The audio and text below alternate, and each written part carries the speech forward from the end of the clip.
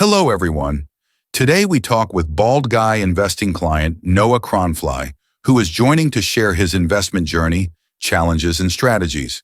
Noah and Jeff talk about working together to build a purposeful, long-term, wealth-building plan. So let's jump in. Noah, let's start with some of your early challenges. Could you tell us more about how your business partner cutting you out impacted your investment journey and how Jeff helped you navigate that difficult situation? Absolutely. When I was in my mid-20s, one of my very first partners that I went deep with and worked with for about a year and a half, got to the point where basically he wanted to take the business and run with it without me and said, thanks for helping me get it to this point, but you're out. And that was a very isolating experience for me. I thought I was the only one that had ever gone through getting cut out by a business partner. And so one of the things I was doing at the time was reaching out to mentors in my network and saying like, hey, I'm going through this right now. I don't really know how to navigate this. Can you give me some guidance? And Jeff was at the top of that list, of course.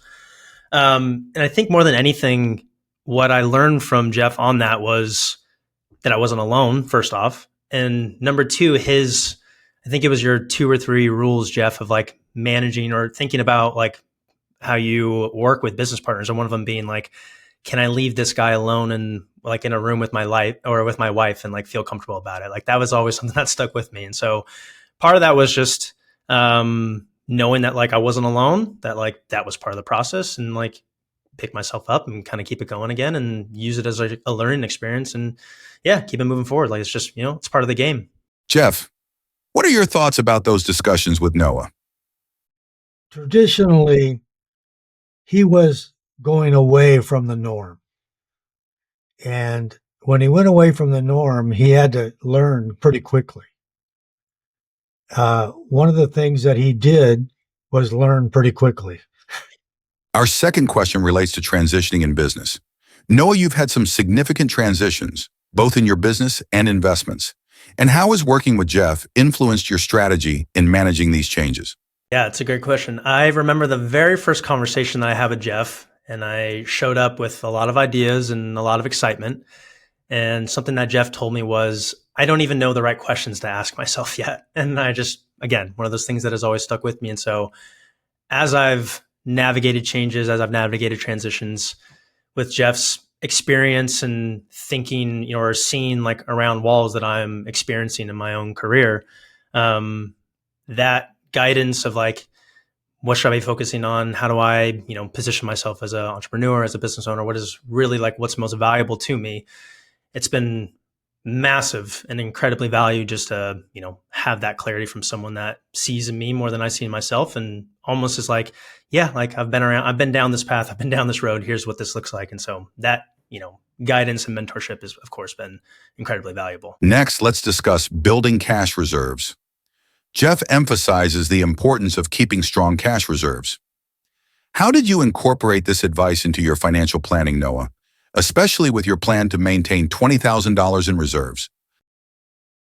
And that was my first milestone, my first goal. Actually, since then, a lot of the times that Jeff and I have talked, I've actually taken on more of the milestone or the goal of being a full year of cash reserves, just sitting. And that has given me like that level of liquidity and confidence, especially with sometimes in business, as I've navigated transitions, as, you experience ups and downs in business, that has allowed me to either, make decisions on investing, in coaching and mentorships and whatever that might be. But also on top of that, just controlling my living expenses. I think that's the other thing that I've really taken away from Jeff is like being, a bit more like frugal when it comes to like my actual living expenses and keeping that burn low. And so, when I have a good amount of cash that I'm sitting on, plus, controlling my living expenses, then it allows me to, experience a certain amount of freedom and also being able to make decisions that I wouldn't, otherwise be able to do. Okay, let's talk about leverage and credit. You mentioned wanting to better understand how to leverage credit for your business. What insights has Jeff shared that helped you manage credit while investing in real estate and other ventures? So this was something that was very like, I would use the word attractive a couple of years ago, like in my circle of entrepreneurs that I was running with, of like, getting access to funding, getting access to credit, using that to like start and like using that leverage to start businesses. And it was just something that was very like normal and kind of talked about. And so it was just top of mind. I brought it to Jeff. And honestly, like the responses that I was getting from Jeff on that was like, using credit and using that over a longer period of time just increases like your level of risk. And like rather than doing it that way, like, again, it's the whole idea of like using the cash, using it responsibly, and using risk just for the sake of using risk. Like you're putting yourself in a very like vulnerable position. So Jeff honestly like sort of nixed that idea a bit on my end and just helped me think about like long-term value, long-term play, and thinking about building this, over a, in a patient kind of standpoint. And that gives me just a lot more, security and stability as I'm building. And so, yeah, honestly, like the credit and that type of thing, just, of course, like, from an investment standpoint, or, if I'm doing something like that, it makes sense. But I really kind of moved away from that and just focused on like, how can I increase my value as a person rather than how can I get access to capital and use that to start a business that like doesn't really have a whole lot of value in the first place. Jeff, talk a little on how you advise on credit. Well, it was almost unique with Noah because, first of all, he was so young. So it wasn't like he knew and was just trying to go along with what I said. He was totally new, and he didn't know what he might have been getting into.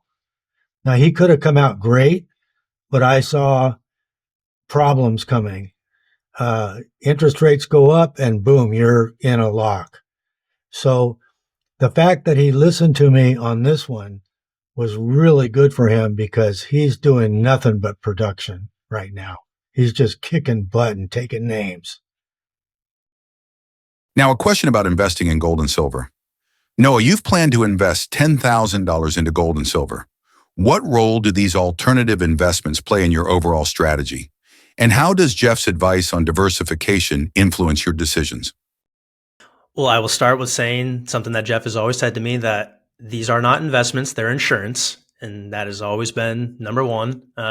Yeah, I mean, like whenever I get to that, I try to do it a couple times a year of like, I get that 10,000, I just split it up, 80% silver, 20% gold, go to the vault, not too far from me, buy it physically. Don't, put it in a safe deposit box. Don't get a certificate, like get the physical, gold and silver. And on top of that as well, like the actual security of having that on my person, like managing that as well. But yeah, again, like not necessarily looking at that as an investment, looking as an insurance. He told me the story about, I think it was like, Soviet Union, Russia, like when people were basically wheelbarrows of cash trying to buy bread, right? And like that was the whole, something that has stuck with me for a while. And so again, yeah, it's just something that I have as like a long-term kind of security play. It's just again, protecting risk. Jeff, what do you usually tell folks about investing in gold and silver? Do it. It's a matter of, like he said, you're investing, but you're really just insuring. Nothing insures your well-being like gold and silver. It doesn't go away, and if cash goes down in value, gold and silver go up, and he should just keep investing in it slowly but surely, and he'll be fine. Now let's discuss EIULs and Solo 401ks. You've considered both an EIUL and Solo 401k. What prompted you to pursue these options, and how has Jeff guided you in choosing the right retirement vehicles? So again, this is one of those things where when I originally was talking with Jeff, I think I was probably 21, 22. Like I was very new, very young, very green with a lot of this stuff.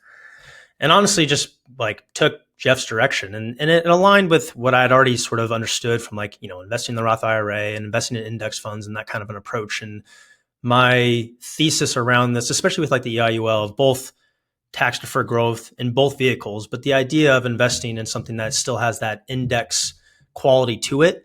Because my thesis of that is like, I feel like I am investing in like the entrepreneurs and like the business owners of like the US. And that to me is very aligned with something that I'm passionate about. And so having that, protection against market fluctuations, plus the tax deferred growth, plus the income that it can give me in my retirement, and basically just setting it up overfunding it and just not even thinking about it for, the next 30, 40 years and just letting it rock and roll. And so, yeah, that's very much what my approach has been.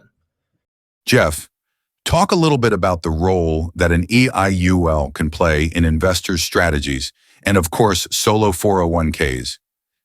Well, the EIUL is self-explanatory in that the income from it would be tax-free. The solo 401, though, is really key because you can have Roth in that. And I tell people you can have both, but you want to end up with all of it in Roth as soon as you can so you don't get too far behind. Because at that point, I cannot imagine Noah ending up with less than 7 figures in tax-free income. Next, let's talk about real estate versus other investments.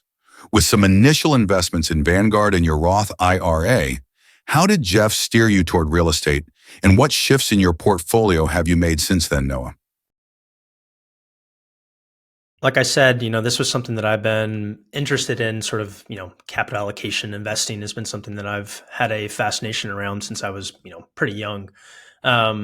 A lot of the consulting work that I've done has been for mortgage brokers, for real estate agents. I've been around the space for a while, but that investment class was something that sort of eluded me. And so it was another reason why I was super attracted. And what originally got me connected with Jeff was I reached out to a mentor of mine who was a mortgage broker and talking about some, passive income investments that I saw in real estate. And he was like, "Oh, you should talk to my guy, Jeff." And so that's how I originally got connected with Jeff. At this time, that is still something that I'm looking to break into. And thanks to Jeff and his connections and just being around that, I got connected with one of his business partners and someone that I've built a relationship with over for the last year. I think, for me, again, like my timeline is a little bit different and my situation is a little bit different too, just because like I'm young, I'm still sort of navigating like my career path a bit. And so putting myself in a position where I am, some of those milestones that I wanted to check, right? Like the gold and the silver, the cash reserves, and being in that sort of like stable position in my career as well before I am then investing into an asset class that is still, new for me. That is still something that I'm looking to navigate and kind of step into. But again, like I couldn't imagine being with, anybody else besides Jeff when it comes to that, just, with obviously his experience and his track record. Jeff, talk about investing in real estate. Well, he's got all the time in the world because, like I said, he's not even 30. And he's building a business that's incredible. It won't be long before he's making $1 million a year, and way before he's 40.